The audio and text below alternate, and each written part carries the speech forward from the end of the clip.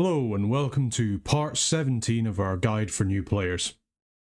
In this part we're going to get ourselves ready for our war with Bandar Log and hopefully consolidate a little bit more provinces before the clashes really begin. So we went over our messages last episode, so let's go through our turn. We're going to grab some of our priestsmiths here and we're going to get them to start moving to Forest of Gila. We can see that these guys can move to Forest of Gila because they're not currently old. We can also give them these boots of long strides here. Unfortunately, they can't get past the Forest of Gila. They still, even with map move of 20, it's still too much to move through this forest. Maybe if they had forest survival, they might be okay, seeing as forests have a part move of, I believe, 5. But as it stands, they can't move much further. That was more just to demonstrate that point. So they're going to move over to the Forest of Gila. As for our guys over here, we're going to make sure our priestsmiths are still moving up, and we'll grab as many troops as we possibly can on our way to the north. This is as much as we can grab of these guys, so they're going to keep on moving up. It's absolutely fine. We've got our major force of priestsmiths moving up to Elkland. As soon as they get to Elkland, along with our commander Adelaide, who cannot get there this turn, that is a shame. I wonder if I get rid of his infantry. He still can't quite move there in one turn. That is a very big shame. I was kind of hoping he'd be there to lead our forces. We might get our Snake to do that instead. Just something he can do. We can also see here that we've actually got the Shop of Strange Items. That gives us a Glamour Gem per turn. We don't have any Glamour Casters, which is a bit of a shame. Really doesn't have much diversity in terms of magic. You really rely on your independent recruitment for things like your Woodland Druids to break yourself into nature, or your random pass on your Master Smiths, but even then, they're not that great. We'll keep moving around our druids just so they can try and site search for us, get us some more nature sites. Worst comes to worst, we do have Zanera and we do have Audrey. They're not very good commanders though, so I don't really want to use them if I can help it. We're going to give our Dwarven Hammer to Thormund, and we're going to have him make Dwarven Hammers. Dwarven Hammers are the name of the game. We want to make sure we got as many of them as possible just so we can really get down the amount of gems we're costing for every time we create a magical item. And we actually have another air random in Balthazar. Okay, so actually, seeing as we have a bunch of Earth Gems, we're going to take that hammer off of Thorismund, and we're actually going to give it to Balthazar instead, and we're going to start making even more quills. Every one of these quills means that we can use more of our mages in combat rather than just basically just using them to research. We'll use all the guys we currently got on the Moss Woods being made to just increase our research, whereas we can start using all of our other Master Smiths in order to increase the amount of mage support we have in battles. As it stands here in Rotmarsh, we have a fair few units so far. I'm going to give these troops over to Lothar. He's not long for this world, but he can still do something for just now. We'll also give him these Lizard Warriors. We'll tell these guys to actually attack rear. They're going to be coming on in with the cavalry. These guys are undisciplined. They'll do whatever they want. These guys are going to fire probably on the closest enemy. We'll put them into a line just so they're less likely to get hit by arrows. And we'll put these guys in a line formation up the front to hold and attack the closest. One of the main benefits about using line formation, obviously if you're in a box, if an arrow deviates, then it's probably going to hit anybody in that box. You'll usually find units in a box formation will get completely torn to shred by arrows. Whereas if they're sitting in a line formation, if an arrow was to say hit this guy, it can really only deviate here or here and still hit something. It can't deviate here to hit something, can't deviate here. The only difference is obviously if it hits one of your commanders, which would be a bit of a shame. We'll send Shan over to Nicaea. He's going to pick up these barbarian auxiliaries. And we'll send our spy further in. These guys here we'll both send into the Mountains of Mist. We'll make sure as well that we're casting Banishment, which is for us is Pull from the Grave. There's a lot of undead here. I reckon we should still be fine. It's going to be a little bit touch and go, but it should hopefully not be too bad. Zemies managed to take this province here, which is a very rich province, so we'll make sure we get a bunch of province defense. Can't really build any good units though. We'll start sending him back towards our newly forged palisade. Pippin, we'll keep him going forward. He'll come here, he'll build a lab as the temple's already built, and those temples should really help us spread our dominion as much as possible. As for recruitment, we're okay here. Forest of Gila, we're already recruiting as much as we can. Likewise, Felden Forest, we've still got more flail troops that we can make for our fight against Abyssia, so we will. Let's have a little look underground where we finished our province in the hole. So we're going to get more flail guys here. We're going to keep recruiting wizards and apprentices. This guy's an earth mage, not too great.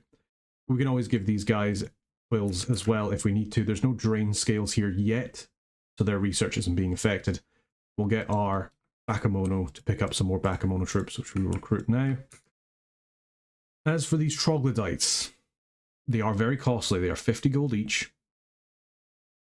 but it could give us some extra auxiliary forces for our army. So we're going to put them on repeat recruitment. I kind of want to take the Lightless Cavern. Hildegard in tow with her troops should be easily able to take the Lightless Cavern. And we'll get 15 province defense here. If you see a province with pale ones in them, you're going to be able to take it. Pale ones are terrible in combat.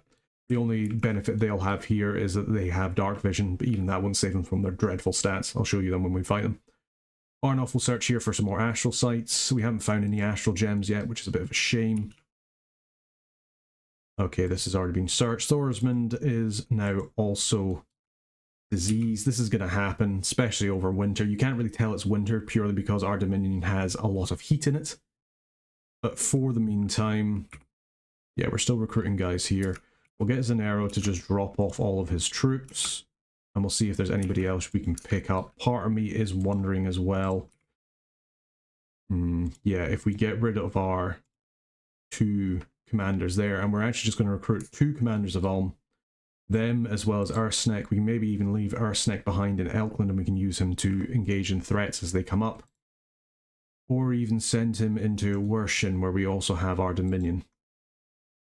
Okay, let's get him to search here. We're going to recruit 2 more commanders here, so we can use them to move around our forces. We have finished this in the Land Pristine. Let's get another castle. You can see our recruitment points are going up and up. That's in part because of our better fortifications, and also our growth scales are improving the population. And our order scales as well are affecting the number of recruitment points that we have, so eventually this province will be really good. We already have a fair few number of Hoburgs. We're going to keep that going up, and let's keep sending our scouts as much as we can into the lands of Bandar Log. Over here, let's make sure we're recruiting some more archers. We can't get anything there, can't get anything there, can't get anything here. We've got more crossbowmen here to grab. And more troops to grab as well. Everything is looking pretty good. We're going to keep our site searching going. We'll move into the Lightless Cavern here. We'll defend this up, send these guys back up to the... Nah, actually, the more I think about it, the more I'm thinking we actually just send Hildegard and tow back to the surface now. If we're going to start clashing with Bandar Log now, we might as well. Let's get a Birthright Champion. He can move to the chambers underneath, and he can start building a fort there, just so we can secure the Endless Caverns as much as possible. With that, all of our troop movement is done. All of our actions are done. We've done a lot of recruitment. Let's try and get some more of these lizard guys as best we can. And other than that, I don't think we have anything left to recruit. We're no longer gold locked. We're using a lot of it for our fortification building, our infrastructure building, and we're using a lot of it to recruit troops. Even though we still have 1,500 gold left in the treasury, we're using a lot of money on troops at the moment. It's just our income is so ridiculously high given the fact that we own so many provinces. This is probably more provinces than you would usually have, say, in like a multiplayer game, but certainly against AI, this is something that you can manage fairly simply. We've obviously been helped so much by the fact that we've had an Awake Pretender. If you have an Awake Pretender, you won't have this many units. That's absolutely fine. We'll increase the defense. We'll make sure that everything's defended as best as possible, just to keep our income high, and also defend our border provinces. Now we've got another province with a bunch of unrest. That's not ideal. But for these guys here, as long as we have 10 defense, these guys already have 15. If these guys have 10 defense, at least then it will help us deal with the unrest as well as our order scales. That unrest should go down pretty quick, and we should get our income. Okay, so let's have another double check of our research. We're going to get construction level 5, not next turn, but the next again. That'll get us able to build even better magical items. And we'll maybe see if Clodomir can start forging something just for our commanders to use. As it stands, there's nothing really that is kind of going out on me. Potentially Fire in a Jar. So Fire in a Jar is an interesting one. It's a temporary gem generation item. So for the cost of 5 fire gems, or 3 for us, it would be 1 if we only had a hammer.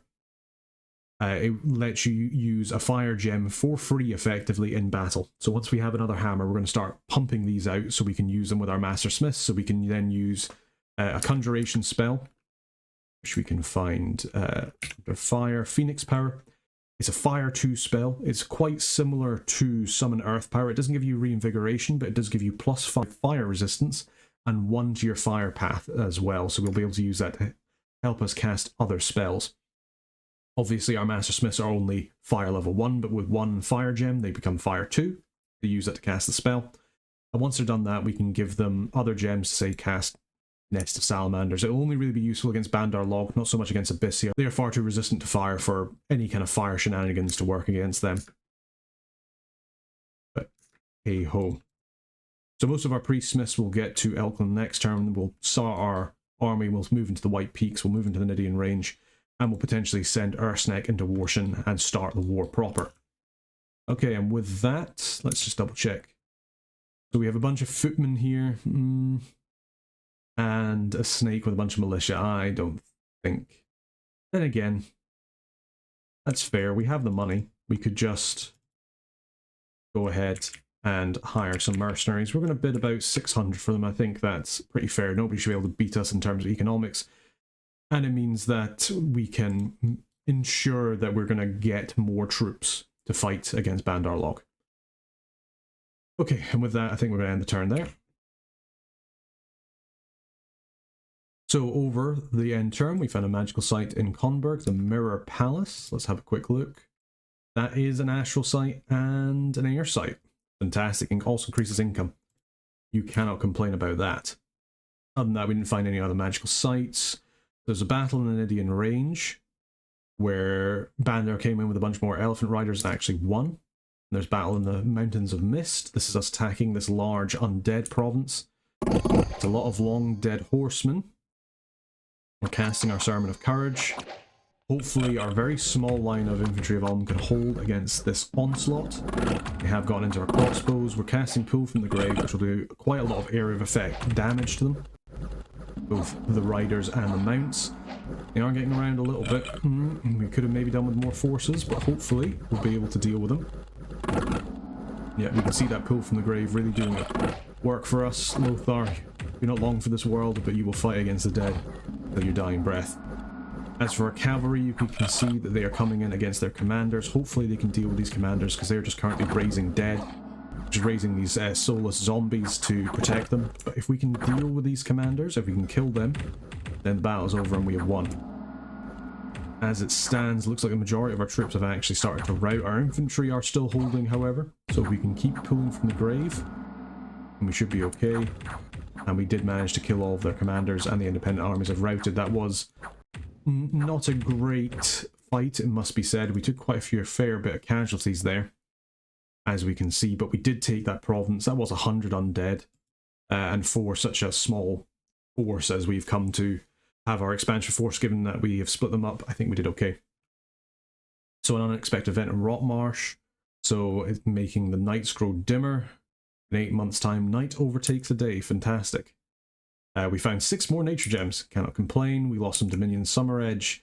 We lost more Dominion in Erebon. We completed our castle in Elkland and the Moss Woods. And we've managed to get our mercenaries. Fantastic. These mercenaries here, these mercenaries are going to fight for our side. We can see that they're going to be with us for 3 months, after which we can bid to keep them with us, and we'll get a slight discount for having them on our side. We've managed to search Strongdale. We're going to... I think there's potentially a chance that the Bandar Log might try and go to White Peak, so what we're going to do is we're going to try and catch them there. We have our new commanders here, so let's grab all these archers. We'll also grab all of these sappers. We'll put them in the same thing. They're both using crossbows, as we can see, so they should be able to fire fine. Fortunately, our foot commanders can also have line. It's not just our cavalrymen, so here we have a fairly decent force of 44 crossbowmen. We really can't complain. And let's make sure that we're grabbing the rest of the troops that are coming from all of our smiths. You can see here we have even more sappers. We'll add them to that line. Now 66 archers there. That's actually a fairly good force. Whole bunch of cavalry as well. which we will add over to our infantry commanders. As it stands, when it comes to map movement, you kind of want to have like for like when it comes to your commanders. So you want your cavalry most of the time, unless you're like just wanting them to stick with that army in particular. You want your cavalry to be commanded by cavalry commanders so you can use that map move if you get a chance. We will simply use our infantry commanders as they are far less resource intensive. Okay, and with that, we've actually filled out the majority of this commander, most of our other commander. They can hold 3 squads, however. Well, actually, we'll put this heavy cavalry in with the other Knights of Ulm. They can all fight together. These guys here can fire at archers. Can go forward and start firing at them. As for our line of infantry here, we'll get them to hold and attack the closest. They should be able to block a lot of the enemy troops. We might even split them into 2 squads. It means that there's a chance one of the squads might run away, but we can leave this line here in the middle open in case we want to do any summons in the future. And they should also converge onto any enemies that are getting too close. We'll tell both of our commanders to stay behind. And then we need to decide what we're going to do with our priestsmiths. So with our priestsmiths, we're obviously going to get them to cast spells. We're going to get them to cast Summon Earth Power first, all of them.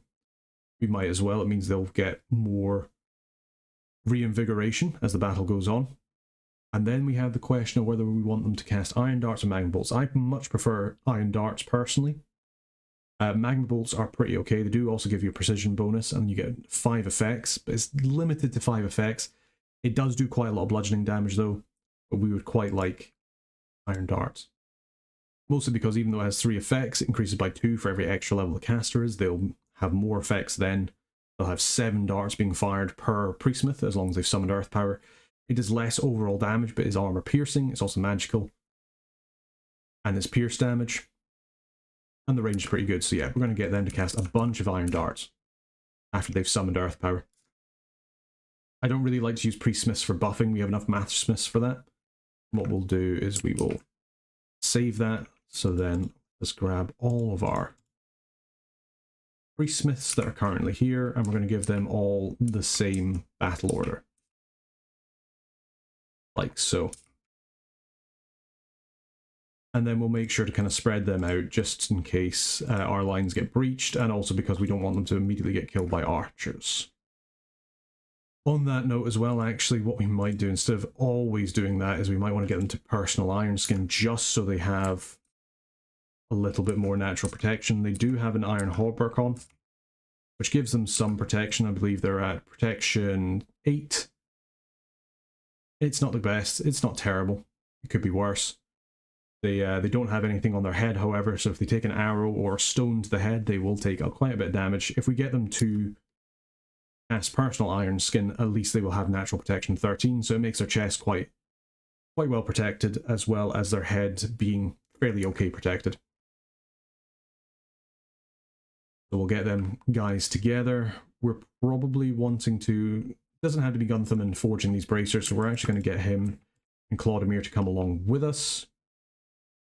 And what spells will they cast? So they'll also cast Summon Earth Power. We'll also get them to cast some other buffing spells. So they could start casting Soldier of Steel, which we will. That's the better version of Temper Armor, in that it has a massive area of effect and gives +3 protection to all armor parts.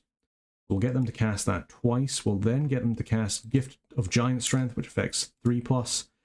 And then we will probably actually get them to start casting Earth Meld, just in case we're going to start running into some scary secrets. So let's overwrite this one here. And we'll set them up so they're going to probably be behind our front line. And with that, we're good to go. So let's go and head and grab all of our guys. All of our troops are ready. We're going to head into White Peaks, because from there we can move back into the Silver Woods, or we can move into the Idian Range. We probably want to go Nidian Range into the Woods of Weeping, into Bandar Log, or to Barmaid, probably split our forces there. We're going to have backup coming from Adelaide and a bunch of other troops. So that's all good. As for recruitment here, we can't get any of these Black Knights. We don't have the recruitment points. Let's get another Sapper. We won't get these guys here. And instead we'll go back to Master Smiths, or Master Priests, sorry. Back to Master Smiths. Because we'll need some more mage support for our army, though we'll split off some of the priestsmiths to go with our second army. Erthigern and Lothar are both dangerously low on troops, as is Zemi. We're going to need as many lizard auxiliaries as we can muster. Let's get all of these archers together, like so, and then we'll just get all of our undisciplined guys to move up into Pentmarsh as well. Our spy is going to move into Halbera. We'll get this guy to move into the range of Shadow. This guy here is a bunch of archers. We'll drop them off here, and we'll go and try and pick up some more troops if we can. More barbarians as well, fantastic. We just need any auxiliary troops that we can currently lay our hands on. Yeah, we're recruiting more archers there. And we're recruiting a bunch of Hoburgs as well. So we'll get Vitiges, one of those quills. We'll make sure to give these guys here a quill as well. We can see that we have a bunch of quills. We also have a Fire 2 Mash Smith, unfortunately, somewhere where we can't do it, but he could potentially cast some interesting ritual spells, most likely distill gold. But we don't really have the fire gems for that just now. So in the meantime, we'll just wait. As for our priestsmiths, let's make sure that they're still moving up towards Elkland. And Adelaide is going to start constructing a castle here as well. Still haven't found any more nature sites, that is a big shame. But nothing we can do about that. Let's start cycling through our guide. So Thorsmond is here. Earthsneck is here. We could start our conquest, yep. And no, we don't have the Dominion. Let's move him back to Elkland for just now, just so he's nice and safe. He could potentially get killed by a decent enough enemy force. And we'll keep going around and searching where we can. As for our guys here, we'll give them some of the other quills, like so. We've got a bunch more of the Boots of Longstride should we need them. And we'll pick up these Bakemono, so we can start bringing them over to Bandar Log as well. And we'll keep building up these Troglodytes. We'll get more Bakemono, just because they're so cheap. As well as another chieftain. And we'll send our guy over here to build this fortification. As it is, Dolglad is now completely useless. He can't do anything, but we are getting some decent mage recruitment over in the Moss Woods, as well as some decent income. Really can't complain. Palisade will be done in 2 turns. We'll have Pippin come over here to build a temple. We'll get more Master Smiths coming out. That's all of our units done. And I believe all of our recruitment done as well. There's nothing really we can get from here. What we might do, even though I've said these deer tribe aren't very useful, they are still archers. We'll just start recruiting a couple of them, just so when we move into the Silver Woods to get up around to the Bright Woods, we have a chance to pick up some extra reinforcements. Okay, and with that, I think we're good to go. So let's just end the turn here. Okay, so we can see from this we found a magical site, at least one. Tar pits, I think that's a fire and earth. Let's just have a quick double check. Nope, it's just fire. That's fine. 4 fire gems is nice, we don't have that much. Construction now is finished. Excellent. And there was a battle in White Peaks. This should be a very easy battle. This is our war battle ready to go. Our war army ready to go. Lots of archer fire. Here come our cavalry. Here come our swordsmen. Everybody is marching forward. We've already killed them. Fantastic. We took 1 casualty, 1 of our infantry of Ulm, and 5 of our swordsmen, but they're mercenaries, we don't care. We found some fire gems, very nice. And we gained a lab in the Oaklands, as well as even more nature gems. Now, we're starting to have a problem here in White Peaks, in that we have too many infantry here. This is plains and mountains, there's not many people live here. We can see that our supply usage is 270, or the supplies available in the province is only 215. So we'll need to move these guys out of here. Where are we going to move them to? Bandar Log's territory. That's right. So with this episode, I think we've managed to get to the point where we're pretty much forced to fight Bandar Log. We can see that there's a big army over here. Thankfully, our scouts have managed to scout that out, and we can engage them over the mountains and also clog them up at Strongdale should they move there. We have our other troops coming from the underground. We're all ready to bring total war to Bandar Log, and I think we will. Thank you very much for watching. I hope you enjoyed it. If you did, please let me know anything else in the comments that you'd like me to go over, and I will see you guys next time. Until then, take care.